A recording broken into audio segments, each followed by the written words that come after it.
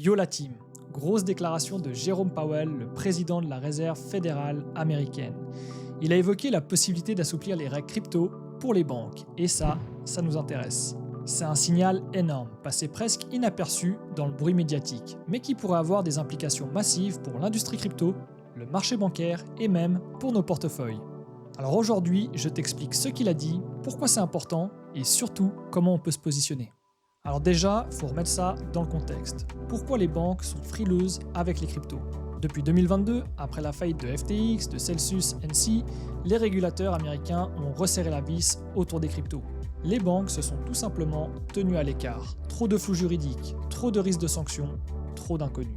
Et le résultat, c'est que très peu de banques offrent des services crypto aujourd'hui. Et les projets Web3 ou blockchain ont vraiment du mal à trouver des partenaires bancaires fiables. Powell, jusqu'ici, il était plutôt prudent, voire sceptique. Mais là, il commence à changer de ton, et ça nous intéresse. Bon, voyons voir maintenant ce que dit exactement Jérôme Powell. Les crypto-monnaies sont là pour rester. Il faut une approche réglementaire souple, mais cohérente pour les banques qui veulent y toucher. Il a même ajouté que certaines banques pourraient légitimement vouloir explorer les actifs numériques tant que les risques sont bien gérés. En langage de banquier central, c'est un feu orange qui vire doucement au vert. Alors, qu'est-ce que ça pourrait changer concrètement ? Si la Fed allège certaines contraintes réglementaires, voici ce qui pourrait arriver. Les banques pourraient proposer des services de garde de crypto pour leurs clients. D'autres pourraient lancer simplement des produits d'investissement crypto réglementés, comme des ETF internes ou des comptes crypto rémunérés. Les banques pourraient aussi intégrer la tokenisation d'actifs dans leurs propres opérations, donc des titres, des obligations, des monnaies, etc.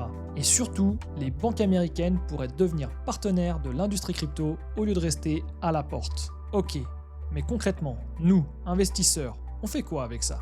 Voici quelques pistes intéressantes. Alors des entreprises de custody régulées, des boîtes comme Anchorage Digital, BitGo, Fireblocks qui travaillent déjà avec des institutions pourraient exploser en termes de clients. On pourrait aussi parler des infrastructures B2B, des projets comme Chainlink qui facilitent l'intégration de la crypto dans la finance traditionnelle pourraient devenir indispensables. On peut aussi retrouver tout ce qui est stablecoin, donc régulé, Circle, USDC ou Paxos, qui pourraient profiter d'un cadre plus clair pour collaborer avec les banques. Et bien sûr, on parle aussi des plateformes crypto compliance, comme Coinbase, qui jouent à fond la carte de la régulation aux USA.